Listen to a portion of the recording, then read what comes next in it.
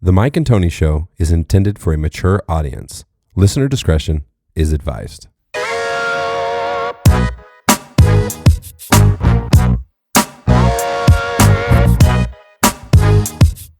Hey everybody, this is Mitch Jones. This is Luke Sisnuff. This is Pro Strongman Stan Carradine. Hi, this is Dave Freshman. This is Davina Tenen. Hey guys, this is Mark the Couch Guy. Yeah, you fuck with your boy Antoine Shacks, Puff Up here representing. Thanks for listening to The Mike and Tony Show. And just remember, we are not doctors. The voice of Luke Sisna. We certainly are not doctors, No, we are not Pierce. doctors. We've never been doctors, nor claim to be, though we sometimes speak. I think the combined education qualifies us to be a doctor. I don't know if it works quite like No, that. it doesn't. Not Okay, sure. not stacking. Can't stack things. I heard if you're famous enough, you can just become a doctor. Yeah, so. like Shaq is a doctor. Right. Yeah, they just gave like Kid Cudi some master's degree in fashion, and I don't think he's qualified. Well, Can't they take stuff sorry, back? Kid Cudi, if you're listening, I don't know if you went to school for it or not. They could take those back too, right? Like if you mess up, didn't that happen to Probably. Cosby? Yeah. Somebody took away his Bill Cosby, they're honorary like, actually, we're doctorate. taking this back. I think that happened. I think that's real. Okay, I didn't know that. Yeah. Mike, how was your week? First of all, It was better than the last week. okay. Last week was rough. Yeah, last week was rough. My boss quit, and so that means everything got put on me. And so, yeah, this week's been good though because it's been a little chill. Department of Education has decided that they're just gonna, fuck up more shit, and so I don't have to. Our testing and stuff like that has been pushed back like a whole month till the end of the month, and so everything that I worked so hard on for the last 2 weeks for nothing. Yeah. So That sucks. So, but you're at CMAS testing. Yeah, which I teach math. Oh, cool. 7th grade math. I wouldn't have guessed that. Really? Yeah. Or is that? You look kind of more like a lumberjack. I've called him. What is his name? Yukon. Yeah. Oh yeah, Yukon Cornelius. Cornelius Yukon from the what is it? The Christmas movie thing. It's like the claymation? animation. Oh yeah, like the Rudolph one. Or Yeah, whatever. exactly. Well, that picture I posted. Hey, I see it. That makes sense. I posted that picture of me as a kid today, and I had a red flannel on. Yeah. And I had it was hard to call it a mullet. It was so pathetic. The back was like this. I posted a picture on my story today from fourth grade, and I had like spiky hair in the front. It was straight up 80s, bro. I had the spiky hair, Business in the front, yeah, party in the back. Let's go. The party looked a little fizzled though. I don't know what's going back there, right? Yeah. A party's a party. It wasn't like Jay's. This is Jesus. massive. Yeah, it is ridiculous. Massive. You want to introduce our guest? We got a really cool guy on this week. Yeah, I'm just like chatting away. You guys don't even know who I am. He's like, not even know. I'm the guy. But this is Gabriel Gabs Sandoval. That's right. He is the owner and trainer over at CrossFit Mob in Thornton, Colorado. Yes, I am. So welcome. Love it. Thank you. Thanks for having me. I'm excited. I'm stoked to be here. I was telling Tony a little fun fact about you. I did my research on you. Are there fun facts about me? He holds what is called the CCFT L3 credential, and less than 1% of CrossFit trainers hold that credential. You do your research because I don't really tell people that. I don't advertise that. And what does that mean exactly? What is that? Yeah, so it's a CrossFit level 3 trainer. So there's different certifications you can get as a CrossFit coach. You can get a level 1, which is the standard in order to be a coach, and then a level 2, less people do that. And then level 3, which like he said, like less than 1% of CrossFit coaches have That's that. wild dollar. Damn. But I don't tell people that or advertise it because their expectations will be very high. And I don't need high expectations of me. So it's like, instead, I just don't say anything. And like, I tell people, I've only been coaching for a few days, guys. So like, cut me some slack. And yeah, knows. Yeah, thank you for that. And I always say, like, the proof is in the pudding too. So like, I shouldn't need a piece of paper to tell you I'm a good coach. Like, No. come work with me and you decide for yourself. Yeah, correct. And so like, if I'm telling you I'm a good coach, and you come and take my class and you're like, dude, you're not good. Like, Yeah. this guy's delusional. He doesn't know what he's talking about. So instead, I don't really advertise it because then the expectation's high.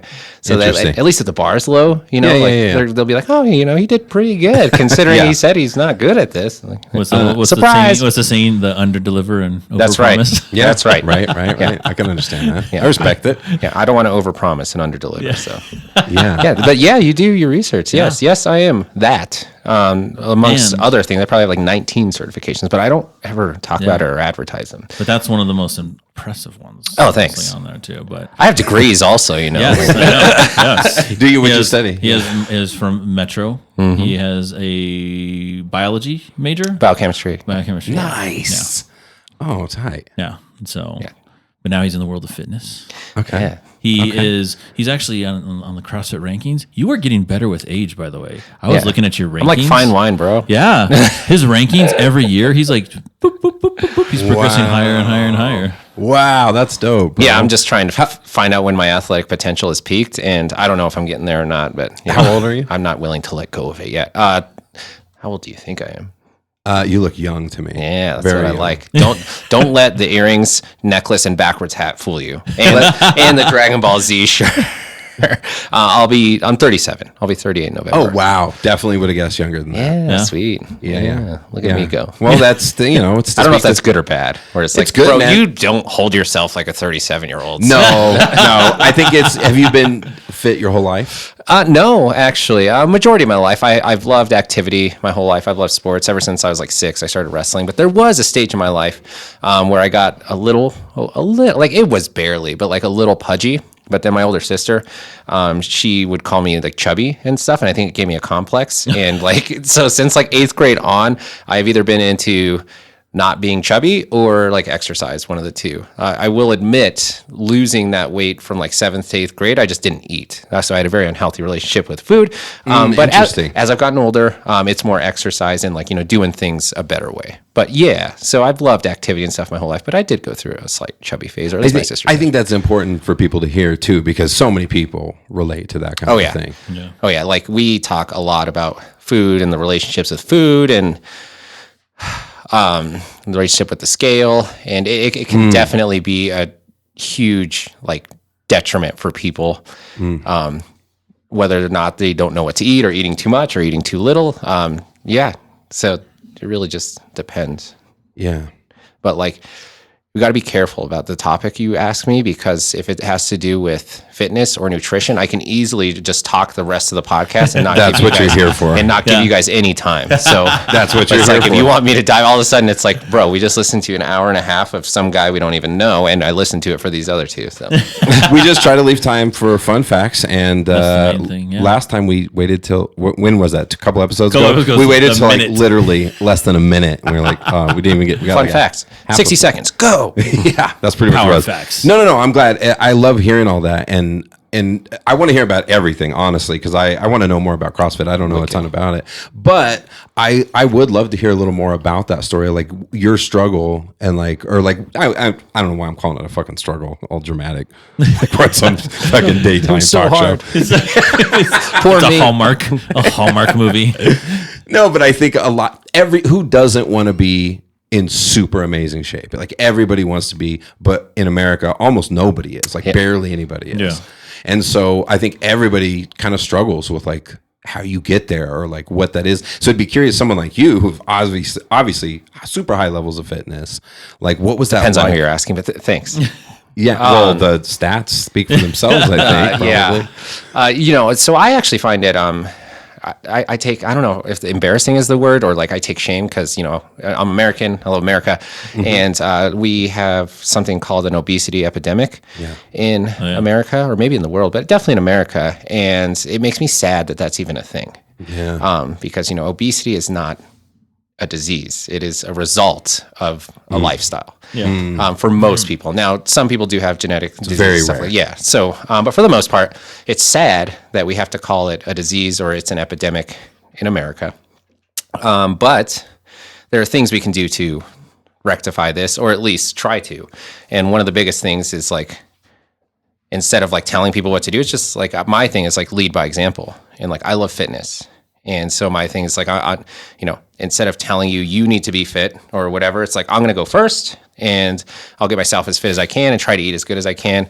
And then that way, if I'm trying to give anyone advice of like, hey, I think we could do better as friends or society or as a country, it's not me being a hypocrite. It's like, like I'm actually doing this, and no, it's not easy. Fitness and health is not easy, but it's worth it, right? Absolutely. And so, I think it's crazy that we have the word obesity epidemic, in America. And that's one of my biggest motivations for doing what I do is I want to help try to make that not a thing. Yeah. And like try to work with people. What are your thoughts on like how food has changed in America and like how it's just freaking everywhere and it's just temptation around every corner? Is it just a matter of raw discipline and you just need to? So I've been talking about this recently. Well, I talk about it a lot, nutrition. So in America, we allow ingredients that aren't allowed in other countries, especially Europe. Yep. Yeah, we've all seen those labels where they compare side by side, and it's like, okay, like red flag number one is like, why is it outlawed in another country and it's not outlawed for us? Right. Capitalism, trying to preserve everything. What is the deal with that? But food in America, maybe around the world, but I know America, I live here, is inherently unhealthy. Right. Like all the easiest accessible food, it's so expensive to eat cleaner. And so that's one of the first things I talk about with our clients is like, hey, I get it if trying to eat healthy is expensive, because unfortunately we live in a world or a country where eating healthy is super expensive. It's like you can go down the street to McDonald's or whatever and get a double cheeseburger for like 99 cents. Right. If you tried to make that same cheeseburger at your home with quality ingredients, Whole Foods, whatever, you're looking at like $30-$40 and like you're like, damn, like this is crazy. So unhealthy is convenient in America and probably in some other countries too. And the ingredients that we allow in our food are part of the problem. And then the access to unhealthy food is part of the problem. And then the advertising of like milk and eating cereal for breakfast, because cereal's dessert. All right. Anything that has more than like 25 grams of carbs per serving is dessert. Yeah. Cereal's dessert. And we're training our society to eat that first thing in the morning. Right. To just spike your blood sugar, eat a bunch of carbohydrates, and then continue to do that throughout the day. And our problem specifically in America is we eat too many carbs. Everyone. Like it's easy to eat too many carbs because everything has carbs. Like all the good things have carbs, right? Right. Like bread. Yeah, of It's course. so good. Garlic bread. Pasta. Cheese bread. Pasta. Yeah. Like Pop-Tarts. Gross. Sorry, guys. They're a little weird. Yeah, sorry. There are certain things I just refuse to eat, and Pop-Tarts specifically. One, just because of the ingredients. If you read the ingredient list and it's a paragraph, there's a good chance like you just shouldn't be eating it. Right. That's a good rule of thumb. Yeah. You know, and it's like, yeah, is a Pop-Tart going to kill you? No, but 1,000 Pop-Tarts probably isn't good for you. Yeah. And is one cheeseburger from McDonald's going to hurt you? No, but Right. 100 cheeseburgers from McDonald's is going to do something. Yeah.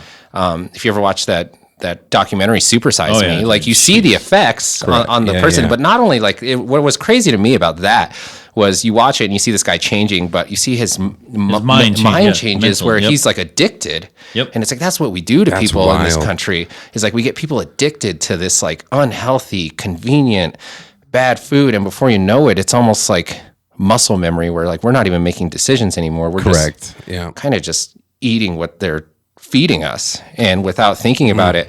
And I think the problem starts with just general education. And like, we're not teaching our people enough. When you learned in school about nutrition, it was probably very brief. And it was probably this cool, it's not cool, I'm making fun of it. It was this fitness pyramid, right? Yeah. Or sorry, this food pyramid. Oh, yeah. And okay, first of all, don't go by that. Nobody go by that. That's BS. The bottom part is just full of like the worst things for you. And they're like, you should eat the most of this. And it's like all these carbs and like processed foods. And you're like, no, you absolutely shouldn't eat the most of that because it's going to cause you, to gain weight, to have inflammation. It's going to cause mental effects. Like the effects of food and nutrition on our body go way, way deeper than gaining weight.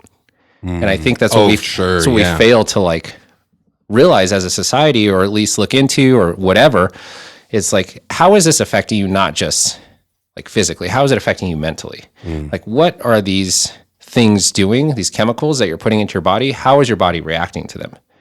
And these are things that we don't think about that are just super, and over long term, not good for you. Most importantly, over long term, that's what I was saying. Well, and that's what it is. It's like, short term, not a big deal. I just had my first son 3.5 months ago, and I'm sure, I guarantee it, I've already thought there's gonna be times where he's like, I want a Happy Meal or something, and it's like, cool, every now and then. But the problem is if we're doing that frequently, that's when we see a problem. Yeah. Childhood obesity, which is a big problem. And then that's what leads to adult obesity and eventually chronic disease, like type 2 diabetes, which is a very curable form of diabetes if you do exercise and nutrition. But it seems to be a problem. And it's so much a problem that we made a medication for it called Ozempic, which is essentially to just help you lose weight. And people are overusing it. Overusing it. Crazy. They're getting prescribed it when they shouldn't be. Any doctors prescribing it for somebody that doesn't have legitimate type 2 diabetes should be sued for malpractice. I went there.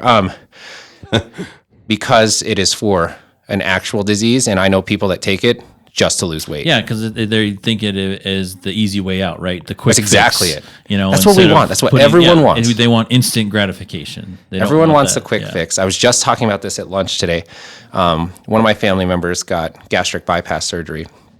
And the same thing with Ozempic, same thing with gastric bypass surgery is we're not addressing the root cause. Yeah. All we're doing is putting a Band-Aid on the problem. We're not changing behavior. What got you to the point of being type 2 diabetic, overly obese, whatever? It's your actions. Yeah. We're not addressing the actions and like, what can we do to make this so it's not a problem for you anymore? Instead, we're just like, hey, try this quick fix. We're not going to change anything about your actions. You don't need to. All right, maybe spend a little money or whatever. And then what happens, we see this happen over and over and over again, is that people lose the weight or they get the weight taken off from the procedure or whatever. And because they didn't address the habits or the lifestyle, they gain it back, and usually plus. And so I have a family member that had gastric bypass surgery, ended up gaining everything back. I've had other. So what happens? They just re-stretch everything out. Yeah, Holy that's exactly what happens over time. So because your stomach's now smaller, so you're not hungry, but our bodies are very resilient and they will adapt to kind of whatever we ask them to. So if you continually eat, your stomach will stretch out again to a larger size. It's not a finite object that's like, okay, now it's just like, tiny and it's going to stay like that. Yeah. No, it will. Sure. We can stretch it now. That's how you could train yourself. There's those professional eaters that can eat like 25 pounds per sitting. They have trained their stomach to do that. Well, not only that, and a lot of the times it's crazy because I've gotten deep dive into like the professional eaters and stuff like that. A majority of them are smaller people. Yeah, they're not skinnier. Overweight. Yeah. Because the reason why is and they've been talking about it is because a bigger person, their abdomen is restricted by the fat, and so it can't expand as much. Whereas a smaller person, in fits, their stomach can stretch out and stretch out and stretch out because they don't have that restriction of body fat. How deep did you go down? I went, dude. I told you, bro. You can go down rabbit holes. There's all over the place, dude. Yeah. So, but no, circling back to we were talking about the quality of food that we have here. I've traveled around the world, and I've told Dollar when everything on time out. I've been to Mexico, I've been to Greece, and you look at their ingredients on a bag of Lay's potato chips in Mexico. It legit says potato, oil, salt. Yep, that's all it says. I know. And then same with Greece. When you're in Greece, same things. On their processed foods aren't really processed, you know, and they don't have as long as a shelf life, because it's not preservatives and stuff like that. But that's why we have it here, because we want things to last longer. We want things to sell. We want things to be able to make mass production and profit. And make companies don't want to go through product loss where it's like, oh, this didn't sell. It went bad. We need to get rid of it. They're like, well, let's just put some crap in it to make it last longer. Well, then the other shitty part is that, you were talking about the access to healthier foods. There's legit places out here in America called food deserts where they don't have access to those healthy foods. Grocery stores, where a convenience store is just their main form of shopping, so you can get ramen noodles in there again for $4 for $1, and stuff like that, really highly processed foods, sodium, everything in there. But again, it's cheaper. And there's one documentary I was watching, this lady, she made it a point. She was Detroit's considered a food desert.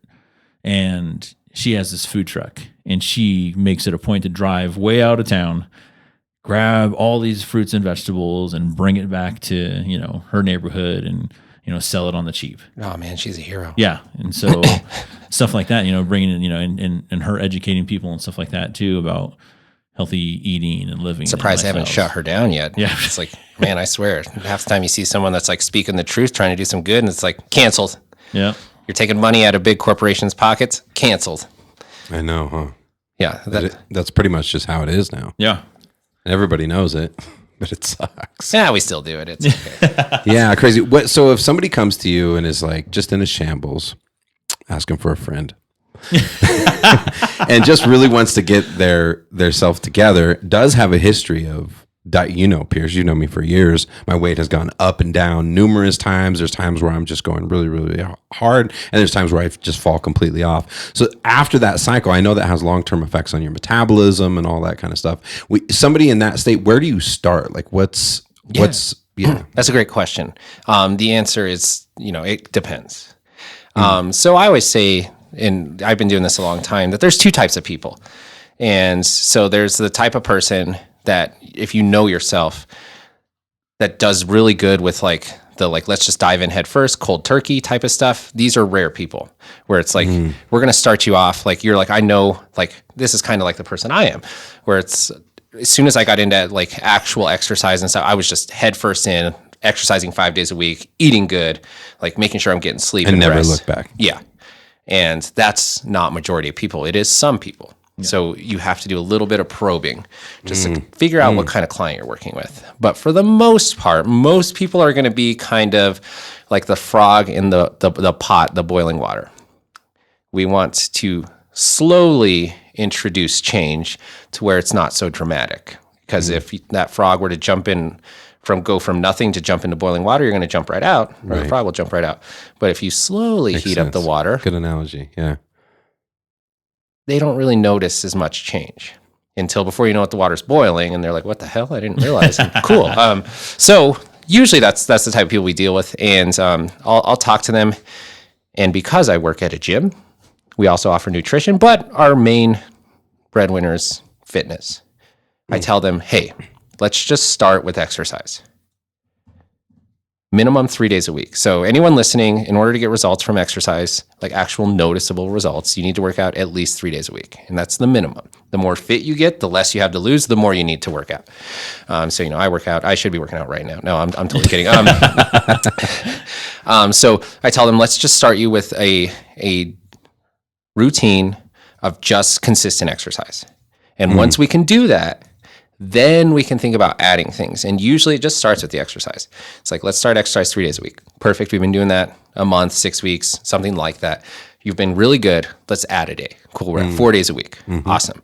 Do that. We'll get them up to 5. We're at 5 days a week. They're doing it consistently for 6-ish weeks, somewhere around there, 2 months. I don't know. It's been consistent. I can track attendance, or, I'm in the gym almost every day. I'll see people. And then we'll talk about the nutrition. But when I first meet this person, let me go back a little bit. We will kind of give them this plan. I will give them the plan up front. Like, hey, here's what we're going to do. We're going to introduce fitness first, see how that goes. It's almost like graduating. If you get to the next step, and then we're going to start talking nutrition. So we got our person up to 4 to 5 days a week. They're being consistent. Now we can really start to address the nutrition, and we're going to start small. We're going to get to know you, talk about it. What are your habits? What do you like? What are your vices? And then we're going to start just trying to introduce good habits. But small changes. We don't like to take things away, even though insider start with like a protein goal. We are taking stuff away, but that's not how we word it. We're just like, hey, let's instead of this, let's try this. Replacing things. We're replacing stuff and trying to build good habits. And so we'll start them slow. And before you know it, this person's working out 4 to 5 days a week. They're eating decent. You don't even have to eat great when you're working out a bunch. You just need to eat decent. Just be conscious about what you're eating. And then last thing we're going to address is rest and sleep, which for older adults and parents seems to be the hardest one. And we talk about that all the time. Yeah. And so the first two for 90+% of the population is going to get you really good results. You're going to start to, see really good things happening physique wise, mentally. You're going to like the way you look. I guarantee it. And it's a Men's Warehouse thing. Guarantee it. I guarantee it. And then it's that last 10% of people that's like, I've been in the gym 5 days a week. I'm eating good, and I just want more results. And it's like, we'll talk to them, and it's like, okay, you're doing all the right stuff. Perfect. Just want to go to the next only one we haven't addressed is rest and sleep. How's your sleep going? I'm like, I have kids or whatever. I average 4 or 5-ish hours a night. And I'm like, okay, well, there's the culprit. We're not going to continue to see great results if we're not sleeping and resting. There's so much science on that. One of my favorite people said that resting is just as important as training. So, we need to, if you're training hard or if you're exercising or whatever, your body needs to recover. And most muscle protein synthesis or recovery happens when we're asleep. Yeah. Your body releases most naturally HGH. Like great things happen when we're asleep. Absolutely. My baby sleeps all the damn time. Well, because he's growing and he's learning new things. Your central nervous system, your brain will acclimate better after a sleep. You learn new skills. So the more we sleep, to a certain extent, the better. Active adults should be sleeping 7 to 9 hours a night. 7's the low end. Yeah. And the question you need to ask yourself is, how much are you getting? And if the answer is less than 7, we got some work to do. Yeah. What if you're, because I was looking at my weekly average. I heard you guys talking sleep scores, by the way. So you have Whoops. Is that mine's actually on the charger at the moment, but I have an Ouro. First of all, I don't know sleep scores. So you said like 40 and 50 on the last one. It's the same as like a grade, 0 to 100. Oh, so you're doing bad with a 40. Yeah, we're flunking. We're flunking it. Is that what I had that on the one you listened to? Yeah, you're like, I'm rocking a 40. I'm doing good. I didn't even know, but now I'm like, okay, that's terrible. Yeah. I've been mid to upper 80s all week this week Look at you. until yesterday. Yesterday. Today I got a 57. Oh, that's so good. It's better than a 40. Yeah. Better than that. 40 is rare. I think I had one other night like that where that's when it's horrendous. I'm sleeping 4 hours. I still believe or something. that I'm one of those sleepless elites, dude. I think that's. I don't know if you have some evidence to back that up. Wait, I don't know if you listened to. I don't know how far back you went on the podcast, but when we were talking, I went to the doctor, and the doctor was asking me the same thing. Did the annual physical and stuff, and he's all. So what do you do for sleep? And what are you getting for sleep? I was like, like 4 or 5 hours of sleep, a night. And he's like, okay. I was like, I'm one of those sleepless elites. And he looked at me and goes, highly doubt it. It's so rare. I was like, no, I feel fine whenever I wake up and I can power through the rest of the day. And then next day, and next day, and next day, and next day. It's all mental fortitude. Yeah, there's a level of that because I have a newborn. And so like my sleep has been really jacked up. I bet. How old you said? 3.5 months. Wow, you're in the thick of it right now. Yeah, it's going great. The guy's hungry like every 2 hours. And then one thing I didn't think about, we're kind of going off on a tangent, but that's fine. Of course. You think about so much more. I guess you realize so much more after having kids that you just don't think about prior to having them is like babies don't know how to fall asleep. I never really thought about that. That's a skill you have to learn. And even as adults, we have a hard time. Yeah. So, we have a hard time falling asleep. Yeah. So it's funny because your baby will be fussing and pissed and crying because they want to go to sleep. They don't know how. So we have to like soothe them and put them to sleep. And like I saw this meme that's like, I don't know why babies are like freaking out and crying when they're tired. Like nobody's stopping you from going to sleep. Just go to sleep. And so that's something you don't realize. So it's like, he's up every 2 hours, but then you have to like get him back to sleep. And so we've gotten actually a lot better at this and in a routine. But at first, our first kid, your hair's on fire. Like, I don't know what to do. Like, I just want to, like, what do we do? And like, that's so key. And so circling back to this, I think, you might be getting 4 hours of sleep and walk around tired, but sometimes it's like the mind over matter thing where it's like you just are lying to yourself and convincing yourself that you feel great and that you don't need a lot of sleep. My mind is strong, bro. But just imagine how much better you would feel if you got more sleep. So, right? And fitness results. You feel good now. Imagine how much better you would feel and fitness results if you got more sleep. Yeah, you're already superhero level. You'd be like mega superhero level. I'm curious what your thoughts are, and there's probably way too many factors for you to even be able to give like a reason. And none of us are doctors here on the show. You're not a doctor, right? Not yet. Yeah. That's what I was. That's what I was supposed to go to school for. Is that right? Don't tell my family because my mom, until this day, is like, so when are you going to go be a doctor? I'm like, Mom, I have a successful lifestyle I'm living. I don't need to be a doctor. And I'm a firm believer. I work in preventive medicine, keeping people healthy. But anyway, 100%. And I think that's something that we've lost too, right? There's a lot of that, like in Eastern philosophy and stuff. Like there's these ideas that of just don't end up in a position where you're gonna have jacked something up because it took long-term bad habits to really mess something up. Yep. And from some things, there's no coming back. Yeah. Absolutely. Yeah, I don't remember. What was I going to ask? You were asking something about before he asked the doctor. No, what I was going to say. Yeah, I think I lost it too. I think there was. So what? You have a 3-month checkup, right? Is that what you did? You recently just have like 3-month checkup? The last one we had, I feel like it was right before 3 months. I don't know. We got a shots at the last one, which is like another traumatic experience for the parents and the kid. I guess. So I remember when we had our. I think it was a 3-month checkup.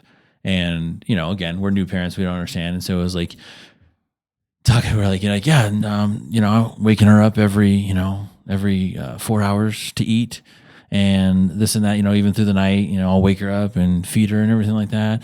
And I remember the doctor looking at me, he's like, wait a second. Are you waking the baby up in the middle of the night to feed? I was like, yeah, you said that she needed to eat every 4 hours. And he was like, no, do not wake up a sleeping baby.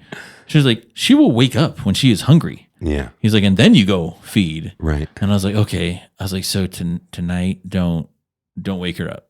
Yeah. He goes, yes. So we had one of those. This doesn't make sense. Yeah. So we had one of those baby monitors, right? And so the 4 hours go, I have my alarm because I was the night shift, right? And so I had the alarm and like I go in there, I'm like peeking, I'm like, okay. She's pretty asleep still. She alive? All right. And so I was like, all right, I'll give it another hour. So I went back to sleep, woke up again another hour. I was like, oh, she's still asleep. I was like, okay. And then I let another hour go by, right? And I'm just like in there, I'm just like, dude. And I remember like going like, poke. Like I poked her and she's all, and I was like, oh, okay, oh shit. All right, cool. And then like another hour later, she finally like woke up like, nice. I'm hungry. Yeah. Yeah. And it was just like, don't wake up a sleeping baby. Yeah, there's so much contradictory like information out there, especially with the internet nowadays. There's too much information. If there is such a thing, I think there is.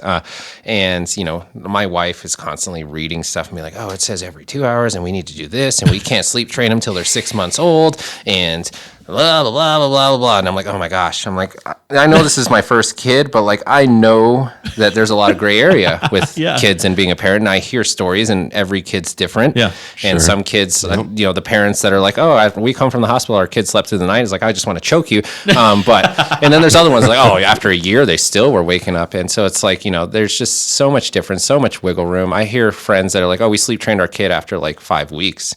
Then other ones like, oh, we waited till like 8 months, and I'm just like, okay, like what are the guidelines, quote unquote? Because it seems there's really none besides figure out what works for your baby and you as the parent and do that. Right. 100%. Plus, I think that's where I was going with that question earlier. I think everybody kind of sleeps different, and there's like everything. There's genetic causes probably all the way up to lifestyle and health, fitness, age, all these different things, right? Because like for my example, we both have the same scenarios with our wives. Like my wife just got her first Aura. She scores like 97s and 95s, just crushing it every single day. And there's times we go to bed at the same time and our sleep's similar, but when we wake up, hers is always higher. It's crazy, and it's just effortless for her. And she's trying to get a routine of working out. She doesn't exercise. What are your thoughts on that? Like why do people sleep so differently? Because me and Pierce talk about it all the time. You say you have a hard time falling asleep too, right? Well, I've been starting to do like meditations and like deep breathings and stuff like that. And I eliminated the looking at the phone, looking at TV, anything like that an hour before I go to sleep. And so I've been kind of like doing all that stuff. And I'll read now before I go to bed. So good. And so I've been doing like those kind of things to kind of help me. Has it helped? No, because I just sit there now and I just lay there like. How long have you been doing it? How long, dollar? What, since you started stopping doing the technology and all that? Yeah. I don't know, a few weeks. Couple months. Yeah, I think it's been a couple months. Yeah. I have no idea. So it's been a while though. No. Yeah. What I do know is everyone is different, right? And so there's a lot of factors that play into that. It could be genetic. Just speaking on the genetics part, I'm mostly Spanish. And a few years ago, we went to Spain. And I've always been the type of person, I prefer to wake up around 8 or 9 a.m. and be up till midnight or 1 a.m. That's just what I prefer. That's my schedule. I like it. I like to eat dinner at 9 or 10 p.m. I've always been like that. You're a true European. European. When I went to Spain, that's exactly the lifestyle they live out there. Oh my God, I loved it. Yeah. I loved it so much. Nobody's really up and moving about until about 8 or 9 a.m. And then restaurants. We went to a restaurant at 9 p.m. I remember because it was our first night we were there. We went to this nice restaurant. No, it was dead. Dead. And it's going at 4:30 or 5. And so we were we missed the rush. And everyone's gone. No. We were there, and by the time we were almost done, it was 10, a little after 10 p.m. The place was packed. Yeah. 10 p.m. and later. And it's crazy because their rush is very quick. So I'd say it's like from like 9:30 or like closer to 10 to like 11:30. And then it's everyone's done. And so I went there and I was like, man, this is like perfect for my lifestyle or like what I like. And so there's a level of that that's like, okay, I'm mostly Spanish. So I went to Spain. I love the culture and like the way that they do their like wake up time and go to sleep time and eat time. But then, there is a factor of it that also plays in of the lifestyle you currently live, your rearing, like, how were you raised? Yeah. All that different type of stuff. And so, there are a lot of factors that play into sleep and sleep health and sleep hygiene. That unfortunately, until you as the individual are going to do some work on it, you might not be able to 100% address right away. Like some people might have a quick fix that's like, oh, I just stopped screen time and now I sleep like an angel.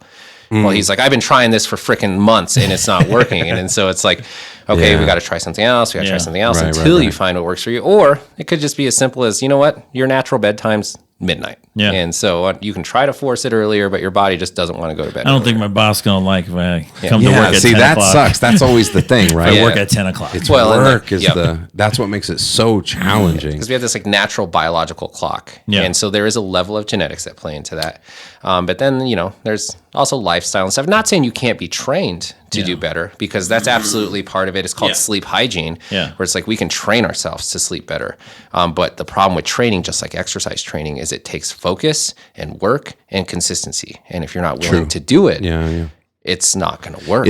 I've been really committed. That's so funny. He listened on the episode when I got 40. But I've had a lot of improvement, but it's all those little things, like you said, because I have on my phone, I just turn off I have like a little setting that just turns everything off at 8 p.m. So there's nothing on there. That's perfect. Yeah, you turn the notifications and everything off. Yeah. And I can't do anything, and I forget sometimes. I grab my phone, I turn it on, I'm like, oh. So that's what happens when I try to call you after 8 p.m. and text you after 8 p.m. You don't respond. Yeah. Well, it's actually good. Right. When you were rubbing it in that North Carolina he has boundaries, which is good. We need to set them more, especially as like just as society in general, but business owners and stuff. Like we need to set boundaries. Like how bad is it to get a work email or something at like 10 p.m. and then you look at it, and if it's something important enough, you can't stop thinking about it. So it's almost like I have to respond right now because I can't stop thinking about it. So like I'm laying in bed responding to a work thing, and it's like, why the hell am I doing this? Like I have up until I want to say 10 years ago, I stopped from CSU. I stopped work emails on my phone altogether. That sounds like a dream. Sounds like a dream. I'm not doing that. I'm like, because it's like you said, you would be up there worrying about it, and then because it turns out it goes from your phone, and then you're like, fuck, I need to go fucking to the computer. And then you get up out of bed, and you're in the office, and you're on your computer, and you're trying to fix this. And the next thing you know, you're working a couple hours. And it's just, it's that boundary. So during COVID, I was teaching remotely and stuff. That's when it became a mess. There was no work-life separation. It wasn't. It was impossible to tell when you were working and when you weren't. It was so weird. Yeah, those were rough times. Yeah. Those were, I think, for everyone. Yeah. Think it was for everyone, but specifically because of that. Going to work helps us separate physically and mentally that kind of work mentality. But when it's happening in your place of home and it's just kind of constant, it's like we get no separation from that. It happens nowadays too, even without COVID and everything. I talk about, 60 years ago, when you left work, Yeah. There wasn't a way to get a hold of you. They might call your landline at home. But like there's a fat chance that they're going to get a hold of you. Yeah. They can't send you an email. They can't bug you. And so like it was mentally easier 60 years ago, where it's like I get to leave work at work. And I don't have to worry about it till I go back tomorrow, or whenever I go back. It reminds me of like the food situation too. It's almost up to you to draw your own boundaries to make sure that you have to be the big advocate for your own health, no matter what, because the cards are stacked against us all over the place. So bad. It's so funny too. Like we have an IM system at work, right? And I'm off at 4. I am off at 4. Like people joke around. But I am like, we've talked about that too on our podcast. It's like 401. They send you a message like, nope. Nope. Yeah, it's like you are not gonna get a hold of me until next day. Like I will look at that email the next day, because that's, like I said, since I was at an old school, it was just ridiculous. And I was like, no, I'm not doing that anymore. 4 o'clock, I'm done. Yeah. Like that is it. It's gotten ridiculous where it's like we have access to information and stuff constantly with Mm-hmm. our phones, with our technology, phones, whatever. For sure. And so it's like I do most of my work on my phone. Yeah. And so it is constantly with me. So it is easy for someone like me, or anyone to constantly be working. Yeah. And I'll dive in 10 minutes here, 10 minutes there, 10 I minutes was there. going to say that gets tricky when it's your phone. I could do better at those types of boundaries, and I'm aware of them because I'm an offender. So it's not like I'm over here telling you guys like, hey, I'm so good, like you guys need to figure this out. It's like, no, I'm aware of it because I do the damn stuff, and I realize that's like, man, I need to set better boundaries. And I've listened to different people talk about this, different podcasts, different mentors, where it's like, it's just so much better when you start to do something like that, where it's like you're setting boundaries. And your last podcast you talked about, which really resonated with me so much. I say this all the time, and you talked about on your deathbed, when you're looking back at your life, what are you going to like? Are you going to be like, I wish I got the promotion. I wish I made more money. I wish I worked more. I wish I got the Ferrari. And it's like, nah. Like you're going to look back. The only difference that I say, you said you're going to look back and be like, it's about the people and the relationships. And that's 100% what I agree with. I always say the two things I say is you're going to look back on your life and say, you're going to have two things you wish you did more of. I wish I spent more time with the people I love. And I wish I spent more time doing the things I love. That's true. it. Yeah. I have been bad with my boundaries these last 2 weeks, though.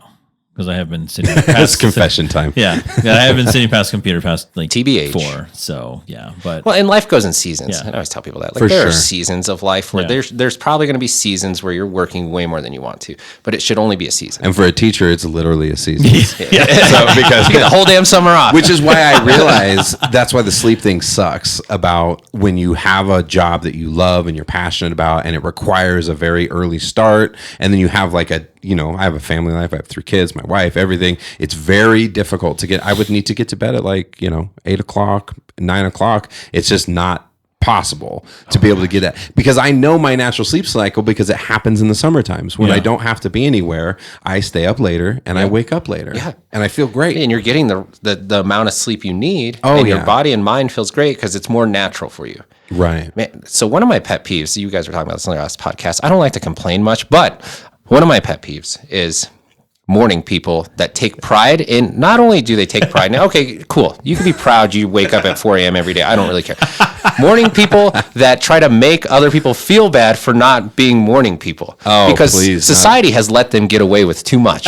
We've given them too much power. Where it's like we've revered the morning people and we hold them on this pedestal and they're like, oh, I'm up before anyone, working before you're even awake. Blah, blah, blah. And it's like Mr. Mark Wahlberg. How have we allowed this? Because on the reverse side, it's like we're not giving them crap when they go to bed at 8 p.m. It's like, I'm up doing work still at 8 p.m. Yeah. And I'm working at 8. You're asleep. So how come I can't reverse that on you? Pull the Uno reverse card and be like, why the hell are you sleeping at 8 p.m. or 9 p.m. when I'm up working? Like, so there's a lot of people out here too. grinding. I'm out here grinding. Yeah, I'm out here grinding through the night. And you're giving me a hard time because I don't want to wake up at 4 a.m. Like, what are you doing at 4 a.m.? Go to hell. What are you grinding? You take your 4 a.m. dark 30, whatever, and get out of here. Well, there's a lot of those guys too that don't go to bed at 8 o'clock. Yeah. Right? They're just like, I'll sleep when I die. And you're like, well, the science shows that you're going to die sooner. You'll be there You're actually, quicker. Well, don't worry. We can arrange that. Yeah. But this is how important sleep is. I always use this as an example is when I do the hierarchy of fitness and health,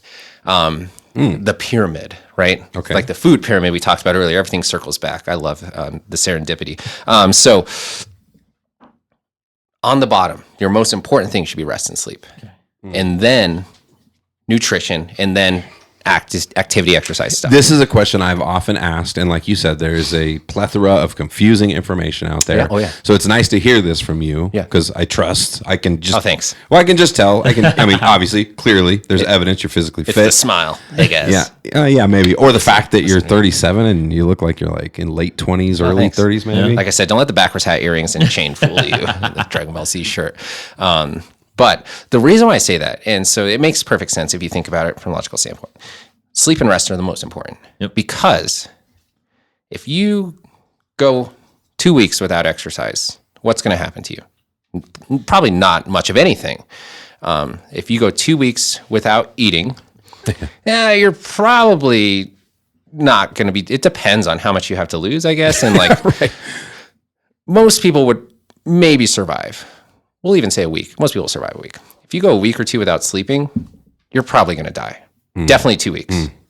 Like, think about going more than 3 days without sleep. Yeah. Have you ever stayed up for more than 2 days straight? No. Like, I'm saying, 24 hours, sure, but like, and college days, especially getting older though too.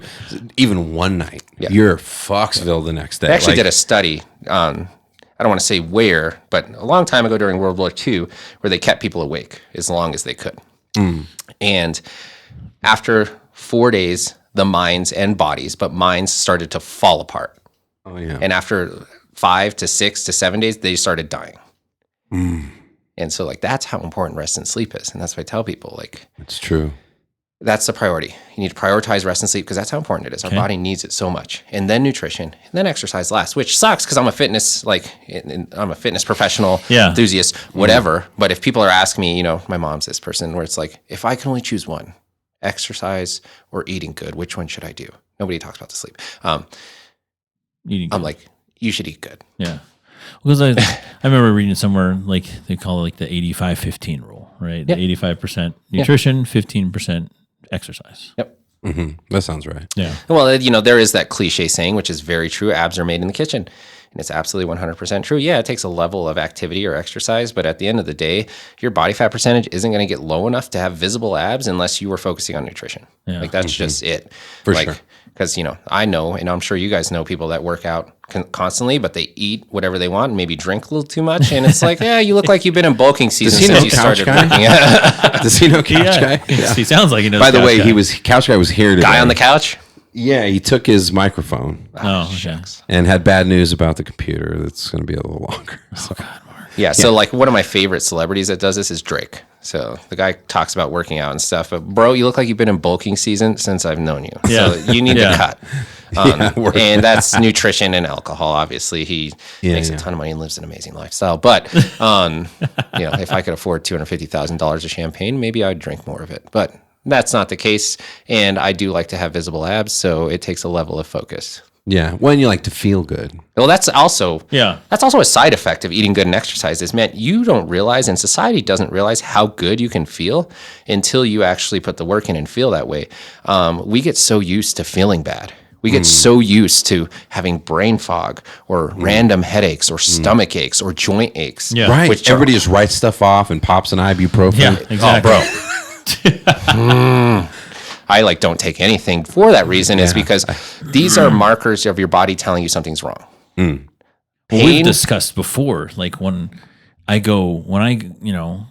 it's never happened where I've gone weeks without workouts, but if I've gone days without a workout, we've talked my about this. body feels worse. Starts to ache and starts to it's when joints so and weird. So yeah. You start working out, you feel better. Our bodies are meant to move. Yeah. Absolutely 100%. They are meant to move. I feel better when I'm moving than I do when I'm not. If I somehow manage to take a few days off, my body starts to feel worse. My back starts to ache and things just start to ache. I'm like, what's happening? I'm resting my body and I'm aching. It's, your body's meant to move at a healthy level. Now, of course there are unhealthy levels, and that's usually when we start to get into competitive sports and stuff where we're doing stuff too frequently. Yeah. Right. And which is why a lot of athletes, as they get older, they have a lot of problems. Yes, because at the professional level. Frequency is too high, and where muscle pattern use is too frequent. And so a best example of this, and most people don't think about, is one of the highest injury rates amongst athletics or sports is distance running. And everyone reveres running. It's so good for you. Running's so good for you. No, it's not. Too much of a good thing is bad for you. And the problem with running, if you're an active runner, I'm not shaming you or everything, but you're using the same muscles and same movement patterns over and over and over again. And the occurrence of low body injuries we see in runners is higher than almost any other activity. And it's only because we're not giving rest and recovery. You're not letting those muscles and movement patterns recover. So you're going to start to have, my foot hurts, my ankle hurts, my knee hurts, my hip hurts, my back hurts. And it's well, what have you been doing? Well, I run 5-6 miles every day. I'm a marathoner. Have you ever tried not running? Yeah, I remember. What are you talking about? Running's good for you. And I'm yes, it is to a certain extent. Everything's exercise is good for you. Too much of a good thing is bad for you. If you eat too much broccoli, it'll kill you. I don't think we can eat enough to do that. You'd have to eat pounds. You have to find a very unusual person. Yeah. They can eat that, consume that much broccoli. Too much of a good thing can be very bad for you. Yeah. Well, that's why it's your CrossFit that you do. It's so much different. And Tony always jokes around with me, and he was like, I don't know. Pierce, I think you might be a CrossFit guy. I mean, you're wearing a CrossFit shirt. You come to my gym once a week. Now, an actual CrossFitter is like I guess the stereotype, it's not like this anymore, but the stereotype is like, like we live and breathe and bleed CrossFit. And like, how do you know a CrossFitter does CrossFit? They'll tell you that they do CrossFit. So, you haven't reached that level yet, but I do see him about once a week. And so, that's more than normal. Granted, he doesn't do CrossFit. I've tried to get him to go. We have a weightlifting class where we focus on the Olympic lifts, snatch and clean and jerk, and he joins me for that, which is great. I love it, and he's doing really good. But I don't think I've gotten him to take a CrossFit class yet. Let's talk about that, because I'm very curious. Well, it's very humbling too. So like when I first went there. Oh, I remember this. Yeah, when I first went there, it was like, because I can lift trucks, I can bench heavy, I can squat heavy, all this stuff, and I'm a big dude. But then like you get into like those functional movements and the snatching, the clean and jerks and all that stuff. And I was just like watching everybody, and I always joke around with Sarah more particularly. Dude, I cannot do an overhead squat to save my life dollar. I remember. And here I'm watching Sarah in front of me, crushing it, just bam. And I'm just like, I have a PVC pipe above my head, like a fucking pipe dollar. And I'm sitting there. My brain was like, okay, legs down. I was like, well, my arms up? Yeah, legs down. Like, our arms are up. And I'm like, I can't do it. I'm like, why can't you figure this out? No, I'm kidding. So it is a very humbling movement. So overhead squat, compared to other exercises, probably is one of the most challenging and demanding movements that we can do. Flexibility-wise, strength-wise, stability-wise, core strength-wise, like everything. And so when I first started, I couldn't do it either. You have to learn how, and your body has to learn learn to support like the right position, blah, blah, blah. But most people, let's say 95% of everyone that walks into our gym is unable to overhead squat when they walk in there. And so it's such a humbling. I gotta try. You should come with us. Let me rephrase. Overhead squat correctly. Okay, so like you can finagle your way through. So one of the most humbling movements that's like, I love to challenge people with this or whatever. If you're out there and you're like, I work out and I'm fit and blah, blah, blah, go to the gym and try to overhead squat, even just the barbell, and let's see how that goes. And then when you do it and you have a hard time, keep in mind, there's people, probably girls, half your size, that can overhead squat your body weight. Yeah. For sure. Yeah, dollar. And here's me with the PVC pipe, dude. Like, I can't do it. That's like one of the biggest flexes if I go to like a Globo gym or something, is I'll do overhead squats or like clean and jerks or something dynamic that just snatches, that just looks impressive. Yeah. And I know most of them don't know how to do it. And so it's almost like it is a flex of like, I've put in the work and time to get good at this movement. Sure. Yeah. So A, I'm proud of it. B, I want to show you guys like, what's possible. This is fitness. Yeah. This is how we use our body. And it's so like you said, he's been trying to get me to come to a CrossFit class, but they're in Thornton Dollar. I live all the way in Parker. And so that morning time, stuff like that too. But like I do incorporate in my daily workouts.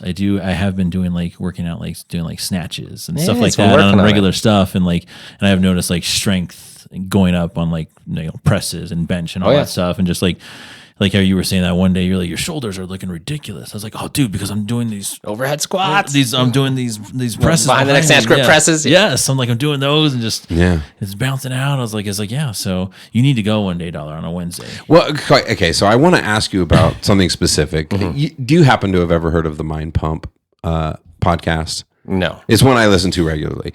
And so it's they've become my go-to for fitness stuff over the years, but they're big on like how much cardio, I guess, is in. I don't know anything about CrossFit. No, for sure. And this is so great that I can answer this question. Yeah. I would love to hear this, because I'm someone who my thing when I was younger was always weights and running, and that's just always what I did. Regiment. Yeah. And I had I ended up with plantar fasciitis one time for like almost 2 years. It was insane. And so I have never really gotten anything in place for like my cardio. Yeah. So I lift weights and I try to hit weights 3 times a week, but there's no cardio involved. Yep. And that's necessary. Do you think, because the guys on the podcast, they're talking about steps and activity, but they're like running or maybe it's just, it sounds like you have your ideas. I'm going to let you talk. I'm curious your thoughts on all of that. Yeah. Like just about incorporating cardio or. Yeah. How important is it for somebody to make sure that they also have cardio? Because me and Mike talk about it all the time. We only, lift weights, but yeah.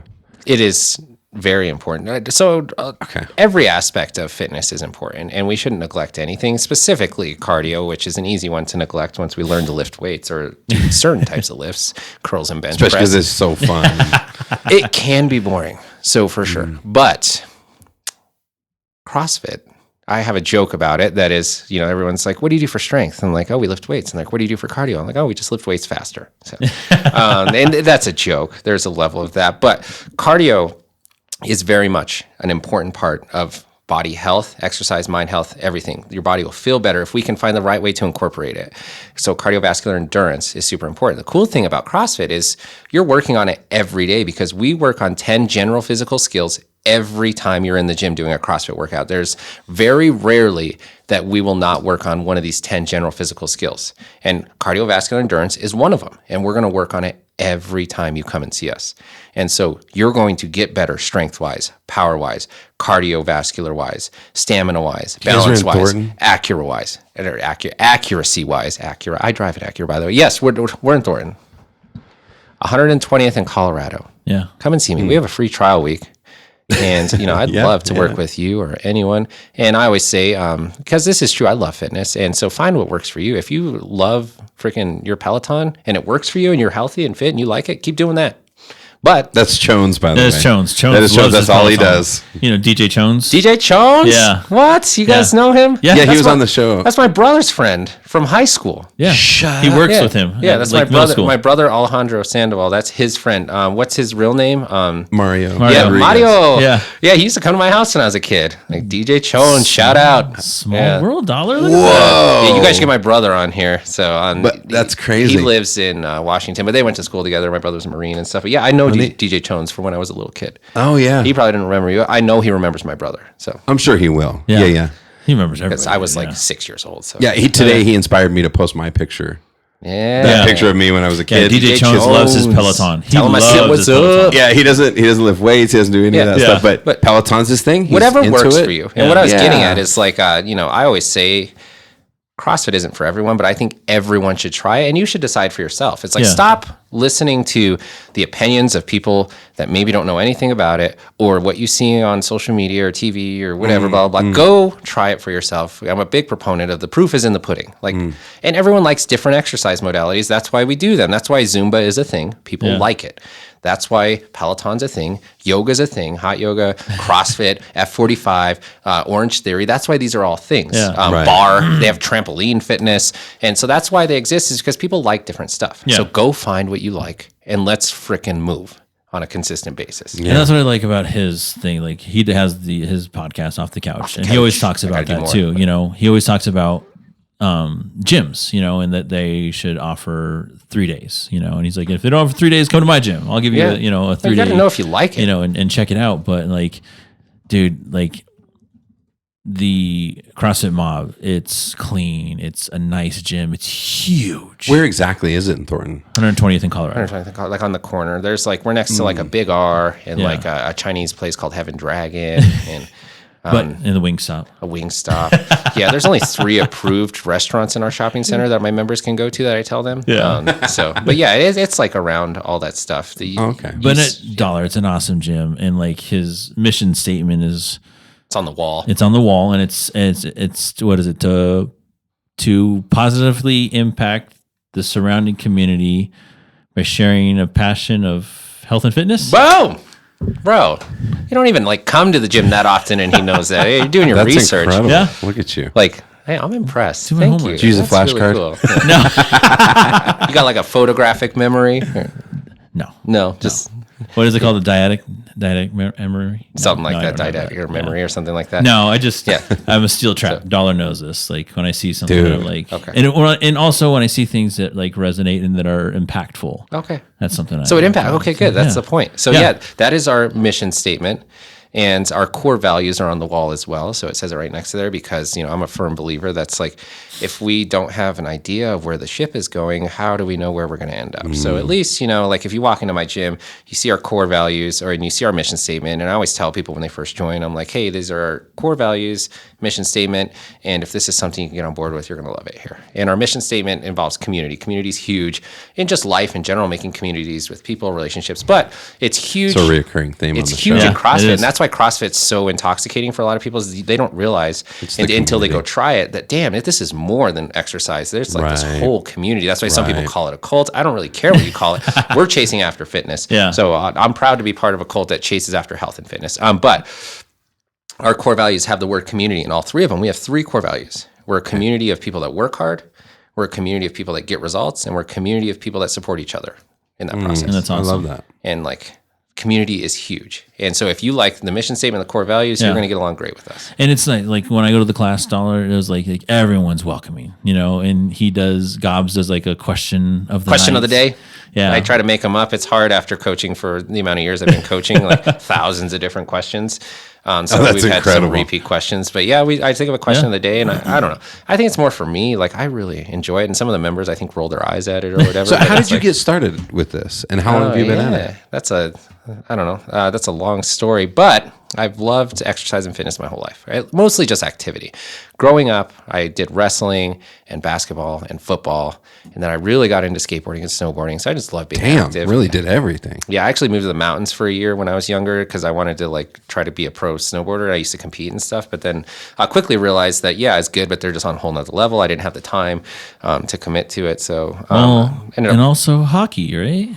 That's more like as a year and a half ago, I started playing ice hockey. I've never played before in my life, never ice skated. Yeah. Okay. Hockey's very hard, but also very fun. Oh my God, I look forward to it. And our season's over right now. And I'm like, usually we play on the weekends. Like, what am I going to do? Like, I play soccer too, but I'm like, I miss hockey. Hockey's really fun. But growing up, I was just super active. Always into like activity and sports.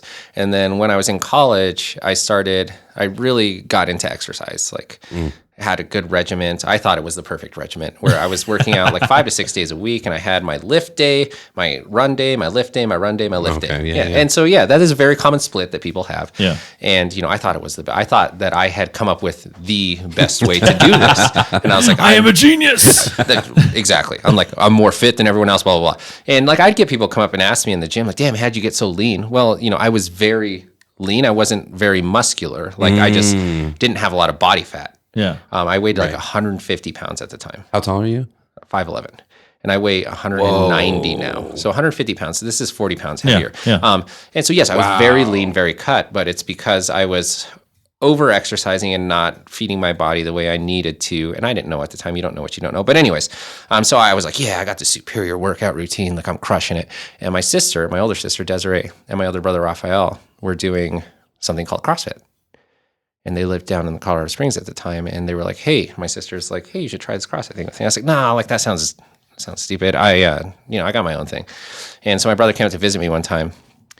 And we went to a Fitness 19 by our house, and he was... Oh my God, Fitness 19. And he was doing a CrossFit workout just in the Fitness 19, and I was doing my, my perfect regimen. I felt bad for him that he wasn't doing what I was doing, but I was watching him work out, and he was doing like dumbbell lunges and like kipping pull-ups. And for those people that don't know kipping pull-ups, when we don't know the purpose or the reason behind them or the proper way to do them or the safety or whatever, they look really weird and dumb, and they look like cheater pull-ups. So like I remember watching them going like, it's where you kind of like use momentum a little bit. That's exactly right. So one of the foundations of CrossFit is core to extremity. We're going to use the big core muscles before we use the little muscles because we want to develop some type of speed and momentum from our core. So that's the point of a kipping pull-up, and to do them faster, more frequency. CrossFitters have big biceps and they don't do curls. We don't do curls. We don't need to. We do pull-ups. Rogan's like that. Yeah. Right. Like we do pull-ups. Like we do a functional movement. We don't just isolate the bicep. Anyways, so my brother's doing kipping pull-ups, and he's like, hey, you should really try this CrossFit thing. And I was like, bro, I saw you working out. Looks like you're having a seizure on the pull-up bar. Like I'm not. Like first of all, none of those pull-ups counted. Like So like, I don't know what you're talking about, but whatever you have found, like, I feel bad for you. You need to jump on what I'm doing. And so I was talking to him and my sister like later on, and I was just like, yeah, like I saw what you guys are doing. I don't want to do that. That looks stupid. Like, trust me, what I found is better. And like, I'm more fit. My sister's like, okay, like if you feel like you're that fit and you found this workout routine that works, why don't you come try, or why don't you do a CrossFit competition? And I was like, well, what's that? And she's like, well, essentially you just do workouts. And if you work out faster or lift heavier, or, you know, you're just more fit than other people, you win. And I was like, say less. Like I've Challenge accepted. I found the routine. So without ever trying CrossFit, I signed up for a CrossFit competition. I'm not competitive at all, by the way. I quickly realized I was in over my head. So I went to visit my sister at her CrossFit gym down in the Springs at the time, the one she went to. How long did you have? 3 weeks. Holy shit. And so I did a workout, my very first CrossFit workout. My sister is a jerk for this, was called Fran, which is a famous CrossFit workout. It's 21-15-9 of thrusters, pull-ups. A thruster is a squat with a press and pull-ups. And 95 pounds for guys, 65 pounds for girls. And at the time, I used 65 pounds, so I used the ladies' weight, the ladies' prescribed weight, quote unquote. And it took me like 9-ish minutes, which I died. Like, I remember I finished that workout and I was like, I have never felt like this before. Like, I have never felt this defeated, this tired, like this intense. Like, this is terrible. Like, I was like laying on the ground afterwards. Like, what the hell just happened to me? And it took me 9 minutes for Fran is a long time, because right after that, I'm laying there dying. And I watched this other guy, his name was Cudi, come into their gym and do the same workout as me with heavier weight. He used 95 pounds. I used 65. And he did it in 3 minutes.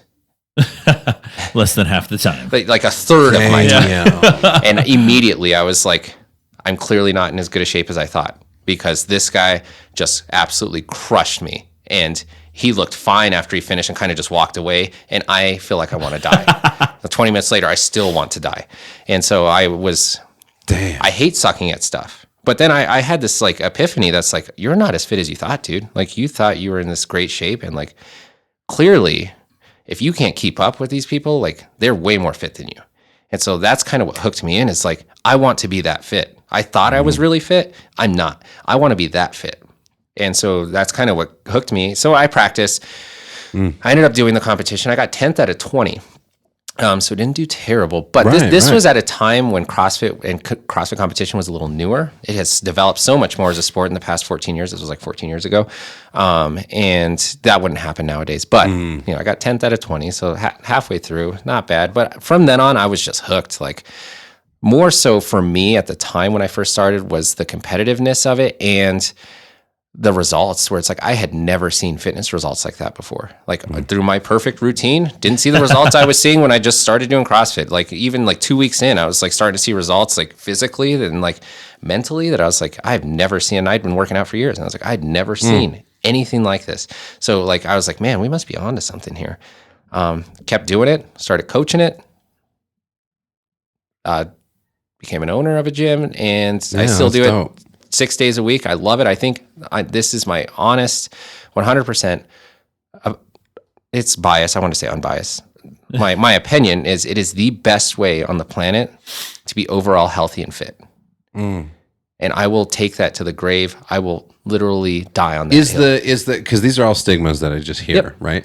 Is it true that people doing CrossFit tend to get injured more? No, that's absolutely not true, which I'm glad you brought that up. Yeah, because it's a thing that's out there, right? Well, yeah, it's a stereotype, and you know, it's the new kid on the block. Not so much anymore. It was, and so everyone wants to pick on them or just try to like poke at them. No, it's absolutely not true. You can actually look up studies. Dr. Julie Fouché, she's an old CrossFit Games athlete. She's a doctor of medicine. She went to medical school. She has a podcast called Pursuing Health, and you can go listen to a specific episode where they go over peer-reviewed studies that she didn't put on these studies. They're peer-reviewed studies of injury rates amongst different types of exercise modalities and sports, and CrossFit's not even like top 5. Okay. Like gymnastics is higher. Distance running is higher. Like Globo Gym is higher because the amount of occurrences at a Globo Gym half the time don't even get reported. You injure yourself and you just leave. It's like you don't go like report that to the front desk. I hurt my back. Can you tell someone? It's like, nah. Right. And or you didn't hurt your back and you just want to make some money. Actually, like fact check actual numbers. No, it's not as dangerous as people make it. It just has the negative stereotype. Yeah. I've been doing it 14 years, and I've tweaked my back one time doing a CrossFit workout in 14 years. Once. You've been doing it for 14 years. Yeah. Holy shit. So it looks 28. I just did it earlier today, and I feel great. I mean, level of soreness, but like I feel great. I feel more athletic than I've ever been in my life. I'm playing more sports.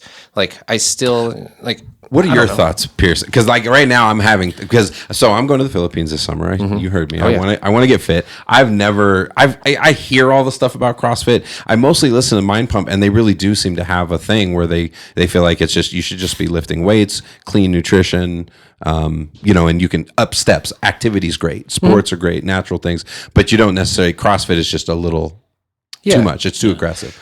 But so either way, but I'm in a place where I feel like I really want some change. What are your thoughts here? Because I know he has a joke that it's Lardio, right? I call it Lardio forever. I call it Lardio. Anything my cardio related. Lardio.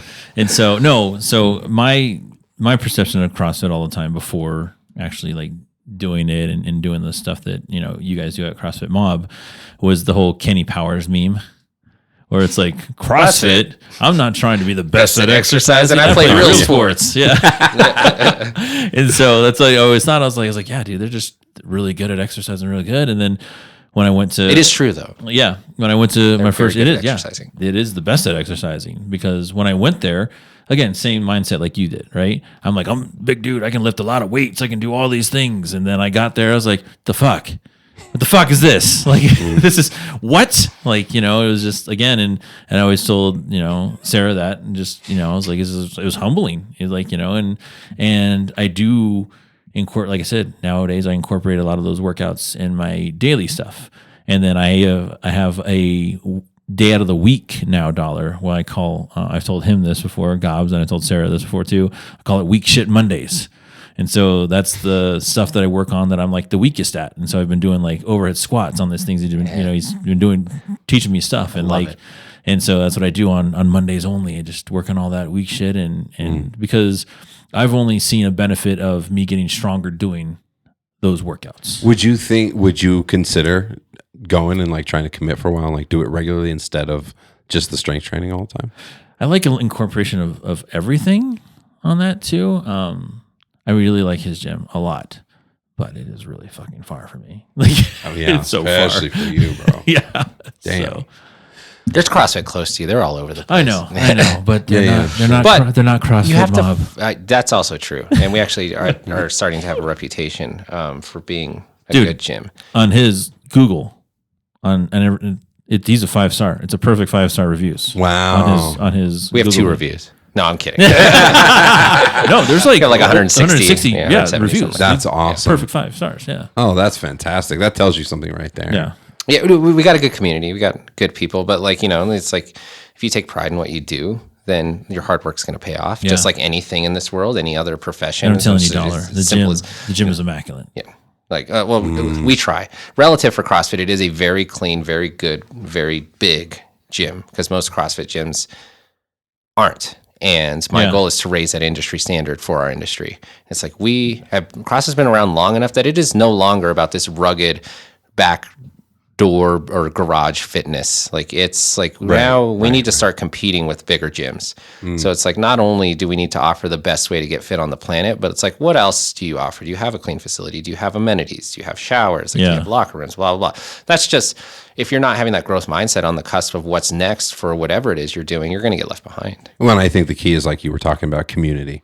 Yeah. It's like building a community. Yeah. Right. Yeah. And I mean, that's got to play a role, right? If your place is shitty. Yeah. Like, you know what I mean? But it's hard like, to. What it comes down to is find what you like, what works for you, and stick with that. And if it happens to be CrossFit, cool. I do it too. I think it's the best way to be fit on the planet. And if it doesn't, that's okay. Find what works, but make sure it works. Yeah. And what I mean by works is you feel good, you like the way you look, and your biomarkers are good. This is a big one. Okay, because if your biomarkers aren't good, you're like, well, I feel good, quote unquote, and I think I look good, because you're just confident with the way you are. There's nothing wrong with that. But your biomarkers are terrible. It doesn't work. If you have terrible body fat percentage, terrible cholesterol, terrible blood pressure, terrible blood work, it's not blood working. sugar levels, it's safe to doesn't work. Safe to say that's not working. So yeah, it works for me though. Cool. It's not working to actually get you fit and healthy. So let's be real. I'm not the coach you want. I'm the coach you need. You don't mean it works for you. You mean you like it. And you just want Yeah, to do that. and there is a just want to difference. do that. I just like it, and I just want to stick with this. I'm happy with the way I am right now, and I just want to stick with it. Okay, cool. As long as you're on board with it's not working to get you healthy and fit. You just like it. Let's be honest. I was like, we always joked about my dad. Remember, went back in the day. He's a lot older now, but when he used to go to the gym all the time, Just go around just talking the to people. same thing every time, and he just spent the whole time talking to people. And it was just what he catching up, liked. bro. Yeah, he When I liked. used to go to 24-hour, like it becomes not so much like CrossFit, it's just an undescribable community. You have to go experience it to really just testament to it. But when I used to go to 24-hour and Global Gym and stuff like that, you start to go and people get to know you. So like you see the same people usually around the same time, and like that became a thing. Yes. They would just want to talk, like especially guys. Like, man, I feel like we don't like to talk that much, but get us in a gym environment, and all of a sudden we just want to talk it up with each other. And I don't know what it is with that, but I've always been a person that's like, I'm here to get work done. And so like they would come in and start talking before you know it. We've been talking 20 minutes, and like I haven't done a set in 20 minutes, and like I like the conversation we're having. We're having a great time, but like I'm also here to do work, and I don't want to be in the gym for 2.5 hours. That's another reason why I love CrossFit is an hour a day and you're done. See, I worked for 24 for like 6 years. Nice. And so Knows the ins and outs. And so that was my problem. And I've told Dala this before. Not Everyone only did I knew work you there, 'cause you worked there. I worked there. Everyone knew me. And so everyone was always talking Mike, to me. what's I'm up, the- yeah, Mike? yeah. Guess what day it is? Yeah. Hump day. But no, yeah, it's the same thing. Like just there for a couple hours and you're like, God damn, what did I get done today? Like, I don't even fucking remember what I did today. And so, yeah, I got to that point. And so I was working out later at night, which was Avoid the crowds. to avoid the crowds, which sucked though, because then I was going to bed Later. and later and on too. So Well, exercise does help with being able to sleep, but Not if you do it close to. if you're doing it late at night, it is going to stimulate you to where you do have to have like a decompress time. I think most everyone needs that. So it's like if I'm working out at 9 p.m. and my goal is to go to bed. If I finish working out at 9 p.m., my goal is to go to bed at 10 p.m. Like there's like not a great chance that's really going to happen, right? So it's like there is a level of it that's like we have to be considerate of what we're doing because I'll play hockey on adult league. We're older.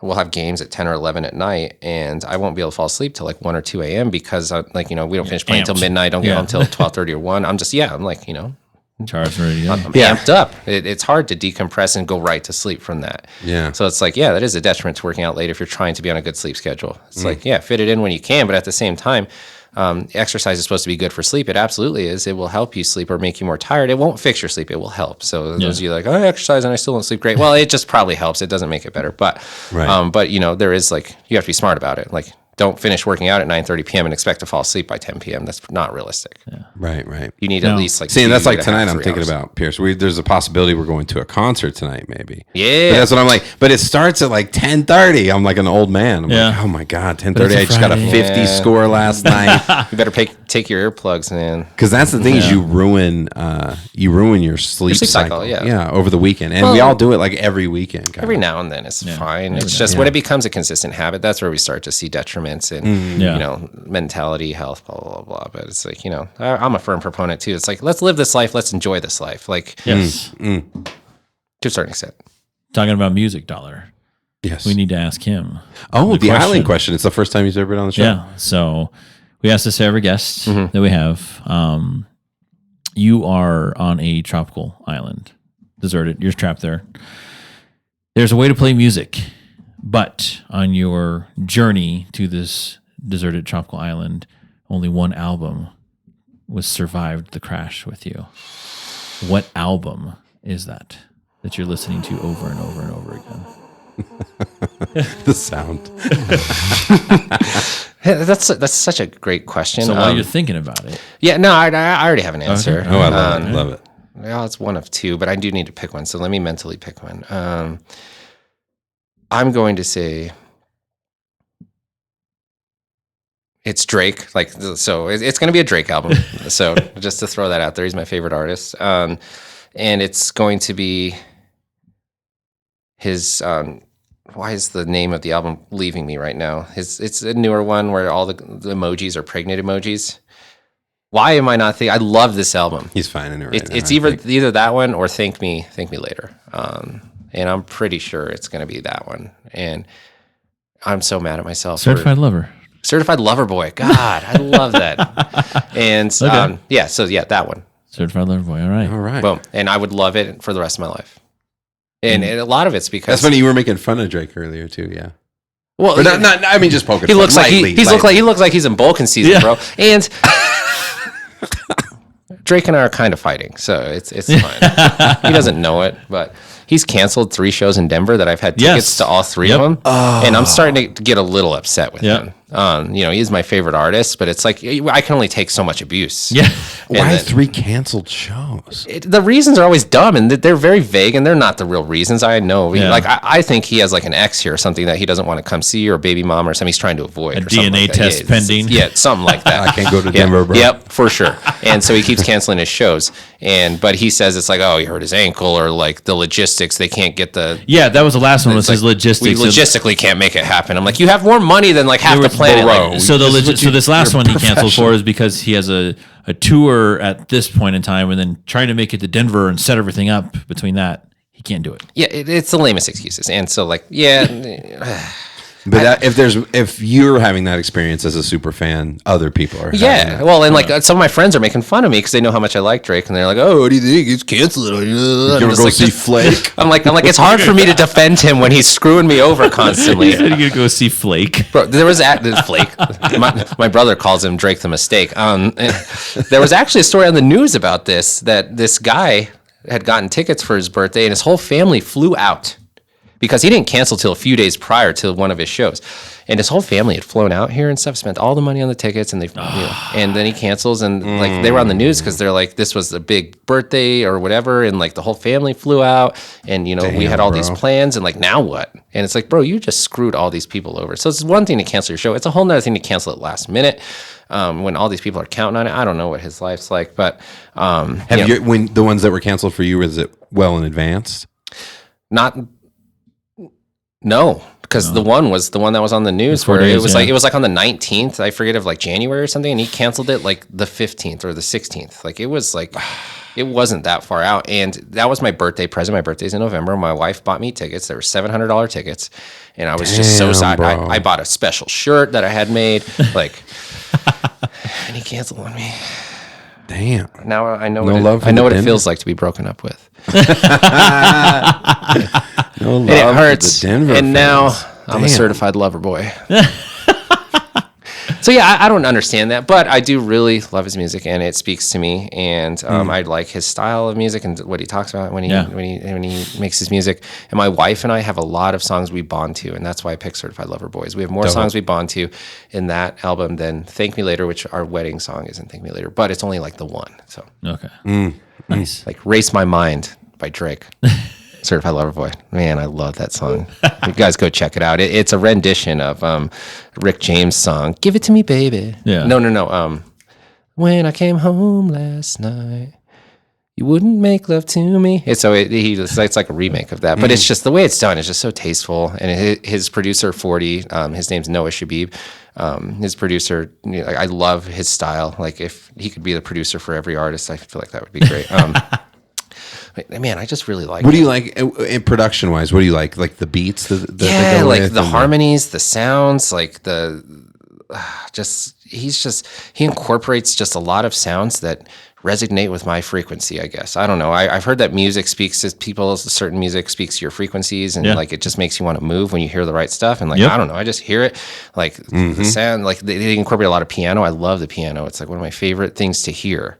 Any song that has a piano, immediately I'm like, I like this song. And like, what about these songs do I really like? And I go back and look, I'm like, they all have like the piano or the violin or something. Like, I just love. Oh, interesting. I love like music, but also when they incorporate like classical music. I don't know, like Fudge. He's just something about the way he makes music. I love, and like you just go and listen to it, and if you really listen to it like headphones, you hear all the small little things that are happening. It's just like. Yeah, I don't know how to describe it. Yeah, but it really speaks to my soul, and that's why I really love Drake. But it's also like my defense, most popular artist ever. So why are you making fun of me for liking Drake? I'm sorry. This is like a Yeah, I feel like I was talking to somebody. Right here, look right here in the camera. I get made fun of by some people for liking him so much, and I'm like, he's like the most popular artist on the planet, like ever. Yeah. Like he's beat like Madonna and Michael Jackson and the Beatles. Yeah. And like, why is it weird that I really like him when he's that? It'd be weird It's if I weird was like, you don't. Like, my favorite artist is like 6ix9ine, and you're like, who? Or like, barely like Lil Skies or something. You're like, who? Lil Skies. Sleazy flow, little sleazy flow. Then I would understand if you're more like, wait, that's weird. But they're like, yeah, my favorite artist is Drake. And like, that's weird. I'm like, is it? Like, he's the most popular artist ever. I don't feel like it's not weird. I feel like half the planet might agree with me. I don't know. Anyways, yeah. So Drake, I really like him. I wish he would come to Denver, though. I wish he'd come to Denver, Drake. I know you're going to listen to this podcast because it's like a famous podcast. So come to Denver, please. See, little fun facts Come on, Drake. about Let me know. Gabs. So, that was my album. Gabs, yeah. Yeah, that is a fun fact about Gabs. Yeah. We got that. Okay. Oh yeah, like man, if I could only listen to that and work out to it, I'd be happy. It's funny, like I listen to the songs over and over again, and there's certain ones. So I have a playlist on my Apple playlist called "The Drake I Love," and like it's like the same. And I'll listen to them like constantly. I feel like we should have asked this question way earlier, Pierce. I feel like you're super into Drake. That's dope. Dude, like it's just the music just speaks to me. So, and not all of it. Like obviously there are songs he makes that I don't like. I could. Oh, is that right? Oh yeah, like I can list a lot of songs that he makes that I don't like, but also I can like list like my top 10 or top 5 Drake songs. That's just like, man, they're just so profound and just emotional. And there's something about the truth he tells when he makes music that just is so captivating. It's gotten different as he's gotten older and more famous, but he still manages to get it in there. Yeah. And my other like second favorite artist is Kid Cudi for that same reason. Yeah, Kid Cudi's, Okay. Because he's very vulnerable in his music. Yeah, he is. And like, I feel like you get to know them and you can, it's like your guys' podcast where it's like, it's just relatable. Like I can just relate with these guys and they're talking about their issues they're having or their day to day, his relationship, Drake's relationship with his mom and his aunt and his like girlfriends and his people. And then Kid Cudi's like dealing with mental issues and like just being vulnerable about it. And you're like, man. So did you see? Same. So did you see Intergalactic? Of course. Like anything Kid Cudi or Drake related, I've seen. So Intergalactic is his anime, I guess want to say, So style. it's an animated film he made. Dude, it was it's dope. It's Really? dope, dog. It's actually a really good movie. What's it called? Intergalactic. It doesn't have to do with his music. Actually, it's a story made up about an artist that does like graffiti, but I think he's also a comic book artist. Yep. He is a comic book artist. And And he has a guy called Mr. Rager that he does. And anyways, it just goes about his story, and he like meets this girl, and like it's a good story. I'll check it out. It's almost not really related to Kid Cudi so much, but it is a great story. It's a great story. And it's animated. The documentary about Kid Cudi on Amazon Prime is like I've watched it probably like 10 times. Okay. And like I love his music, so I think that's why the documentary speaks to me. Is like they did a good job of incorporating the musical tone with certain things happening in the documentary, and I'm like, damn, this is so sweet. And like I tell people, go watch it. Like you'll love Kid Cudi more. And I have had people that have watched it. They're like, yeah, like I have a better respect or like like for Kid Cudi or whatever. I'm gonna give his podcast a listen. But do you mostly just talk fitness on there? Yeah. I think you need an outlet. Yeah. You should start like a Drake fan club. It's like, or even a music podcast. Our podcast is called Off the Couch. And so it's like, we promote all things that get you off the couch and get you moving. And so usually that's what we're talking about. We have guests that talk about that. A lot of fitness related guests, my coaches, or people that are really into the realm of fitness or stuff like that. So that's usually what we end up talking about. And I just feel like my listeners wouldn't want to hear me talk about Drake. And maybe they do. I don't know. But like, it doesn't come across. But, you get me talking about something I'm very passionate about, and I will talk forever. Yeah. And that's one thing. Natural born podcaster. And fitness and nutrition and, I don't know, stuff like that. Morals, faith. Yeah. Oh, talk to me about faith. We should actually get to ours. Yeah. Our parts of the podcast dollar. The fun facts. Fun facts. Yes. So we're again a minute in to fun facts. Is it on the show's on? Oh my god, bro! There. We have like a minute and a half. So here it is. Left. The first documented. That's hilarious. First documented in Penzeel in 1542. Yodeling wasn't a novelty act on the 16th century Switzerland's Got Talent, but a way for Swiss herders to call other herders or their livestock. The short yodels or the junctions could mean things like, hey, I'm close by, or hey, it's time for lunch. So those yodels meant something. It was like a form of communication. Yeah. It's not so much a music. You know who's a great yodeler? Sarah. Really? You should ask her to yodel one time. I'm going to ask her next time I see her. She's going to be in the gym next That's week. a very specific skill. I'll ask her, hey, Right? can you yodel for me? What about you, Dad? What's one on you say? There's so many different weird ones. Sweat releases dirt through your pores, which reduces acne and breakouts. Which so is it why he actually looks so damn young. Oh, makes sense. You sweat a lot. Bro, I look at weights and I start sweating. It's always been a joke. I sweat really easy my whole life. Yeah. Well, they say the people with better, they say this, people with better circulation and fitness usually sweat more. So, so, you just have better. That explains you. I don't know. Your superior genetics. Oh, that's so blasting loud. It is the end of the show. Mike Pierce. 184th podcast. Damn, that went by so fast. How long It was does that? go. That was an hour and a half, buddy. I don't feel like we talked that long. We didn't even talk about anything cool. We talked about lots of stuff cool. He's like, we were just starting to talk about just cool getting stuff with started. Drake. Kid No. Cudi. But yeah, Gabs, we appreciate you being on. Thank you, sir. Thank you so much for having me. Again, go up to his gym. It's Yeah, I would love to have you guys. It's Anyone. CrossFit Mob. It's off 120th in Colorado.